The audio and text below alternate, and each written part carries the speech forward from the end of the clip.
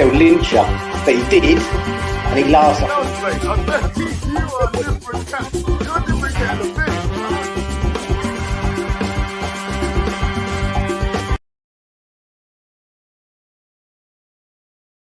Body Russ and the West Ham Network. Hope you are all safe and well. Happy Thursday. Fixtures will be out in a couple of hours' time, and we'll try and bring them as soon as they're released in terms of the 2023-24 season.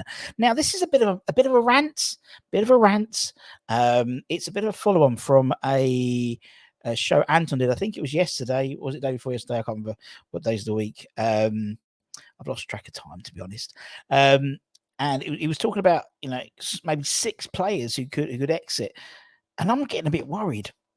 I'll be honest. I'm getting a little bit tetchy, a little bit worried about what could happen and lessons learned from the previous season in terms of the purchase of players. Obviously, we signed 190 million pounds worth of player in terms of the summer, and in all intents and purposes, I think a lot of that was done quite late in the transfer window. And as a consequence, when it came to pre-seasons, when it came to the start of the season, and obviously we're just about to find out who we're playing in the start of the season now, we were 3-4 weeks behind, I'd say, for some players at least. The likes of Skamaka, the likes of Paqueta, took 6 months maybe. Neverged wasn't. I know he got injured in pre-season against Rangers, but still, he wasn't featured until just before the World Cup, and that gets me a little bit worried. And it's like, you think lessons learned, and particularly with so much going on in terms of personnel off the pitch as well as on the pitch.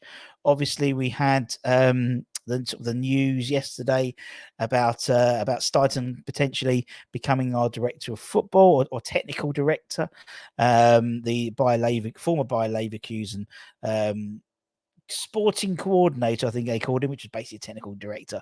Impressive track record. We did a little all you need to know about him, but according to some sources, Fabrizio Romano reckons he's all but signed. Other sources are saying he's one of several still on the list. But regardless of that, they need to get a shifty on that pretty sharpish, because looking at it, and that's why I've titled this with the last one still late, last one is left switch the light off, because I'm starting to feel a little bit like that. I'm getting a bit worried. Now, it's about this time that we put out that every club in the Premier League and also in the world, I think, puts out their retained list for the 2023-24 season. Most of the Premier League clubs have done it. One of the clubs that haven't done it, West Ham. I was reading today on 6'2" that it could be this week or next week, which to me, things like they don't know what they're doing yet, because surely you'll have an idea of what your squad is going to resemble going in before the transfer window starts. Of course, players come and go in terms of transfers. Obviously, the saga with Declan Rice. The latest we've heard is we're in no rush to sell him yet. Yes, we fucking are, because apparently, in terms of the pre-season to Australia, none of the international players are going to be on that. So Dec's not going to be expected to be on that tour. But we need his replacements in, and we need them to be on the tour, hopefully, so they can sort of integrate themselves in the squad. Although a lot of the international players won't be on that tour. It'll be a lot of, I imagine, the academy players particularly. But if you look at, Anton spoke about the six players, the likes of Tross and stuff like that.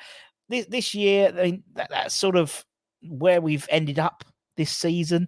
Obviously, the likes of Conor Coventry have come back from loan. Nathan Trotz, he's been out on loan. Obviously, Heggie, maybe Heggie might not be in for this one particularly, but he wants to go out on loan as well. And then you look at what potentially could happen, and this isn't totally correct, but the likes of Nathan Trott could be out on loan, Joseph Anane could be out on loan, Heggie has said he wants to go out on loan. There's still we haven't got the official word on Cresswell having his contract extended. It hasn't been necessarily released by the club, but I think we all assume that his contract has been extended. Same as Fabianski as well. As I said, Ariola's just bought a massive house in London, so he's not going to leave London anytime soon. We don't know the contract status of Ogbonna yet. There's reports reporting yesterday by Rashane Thomas at The Athletic that Soufal's had his first year activated. But again, there's no official word by the club. Lanzini, we know, is likely to not be on the retained list.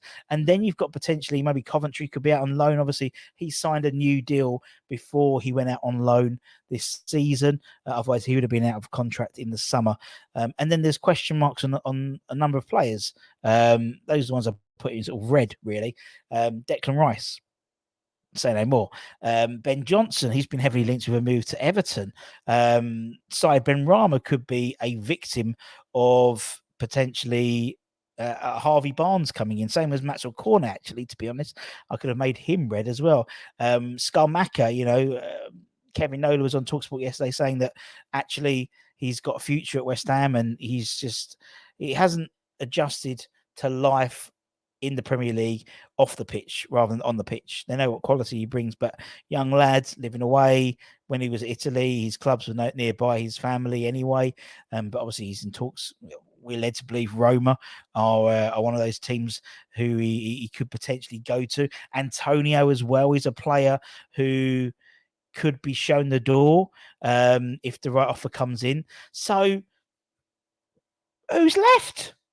I'm going to have to bring my boots, I think, to be in all honesty. No, but seriously, we're looking at. I'm looking at the squad, and it's like actually we haven't bought anyone yet, and I know, and we are in talks. We are in talks for apparently for the likes of Alaves from Ajax, JWP, Harvey Barnes. There's loads of players. Hammer's headlines tonight. We've got another 3 or 4 transfer rumours of players we're linked with.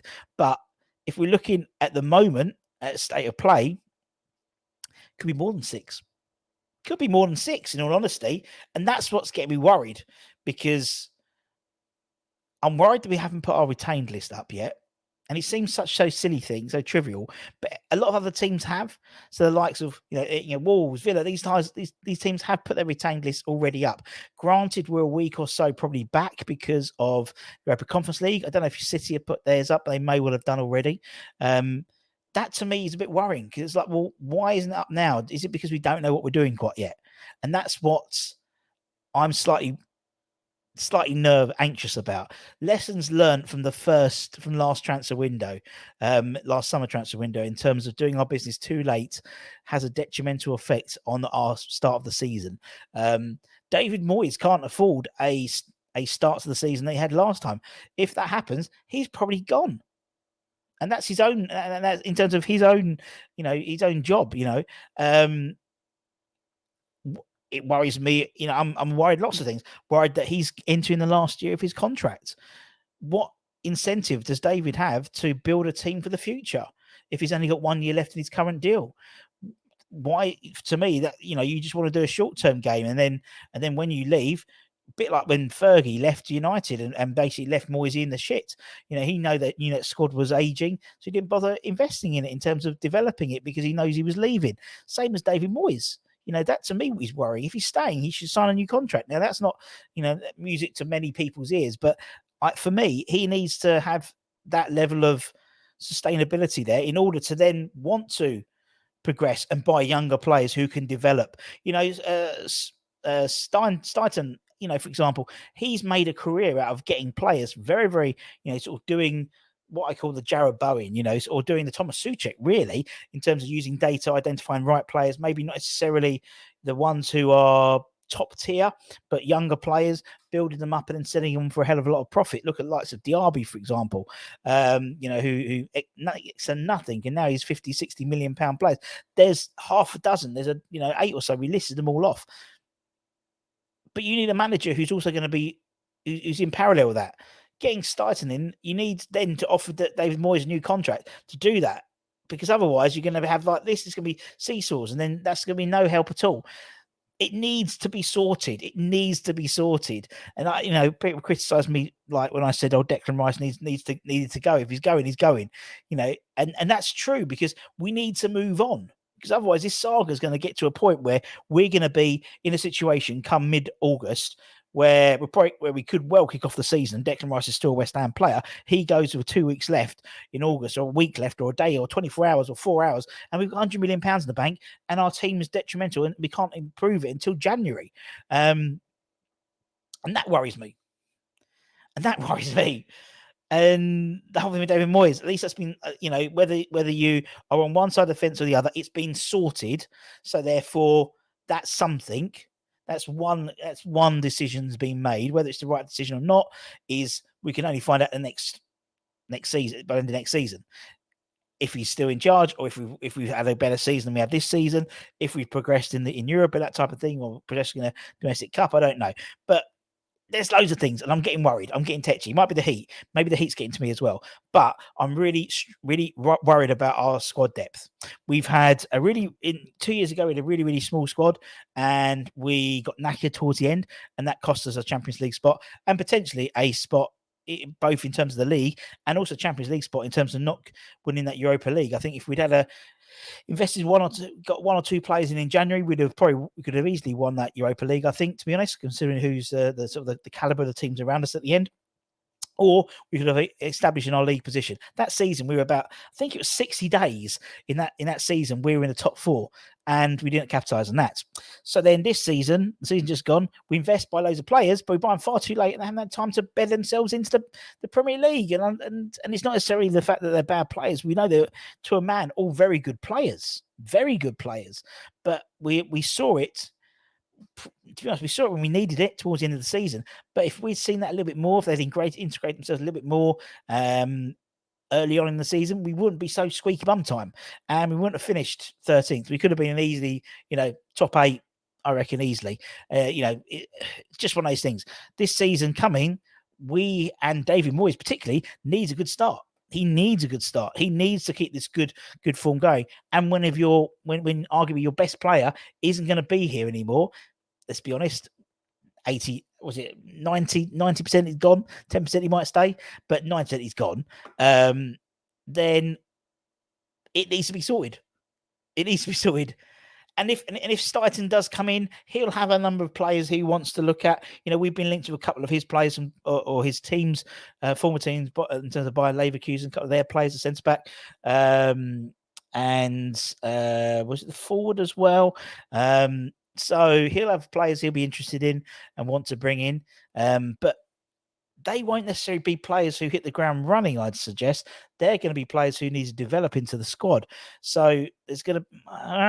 I'm worried. Are you worried? Let me know. Let me know in the comments below. That's it. Rant over. Enjoy your cornflakes. We'll be back hopefully at 9 o'clock today with the Premier League fixtures. Find out who we're playing. Hopefully it's not Arsenal at home. I said, me particularly, I think I asked that question on the shorts in terms of a question of the day. I think that my favourite one was Sheffield United at home, so we could parade the trophy in front of their faces. #blame Tevez. And that's it, my friends. Rant over. If you're new around here, give it a like, give it a comment, give it a share, give it one of those bloody good subscribes. We're almost at 19,000 subscribers, which is radio rental. And I'll be back with all the other stuff later on today. So take care. Stay safe. Enjoy the rest of the day.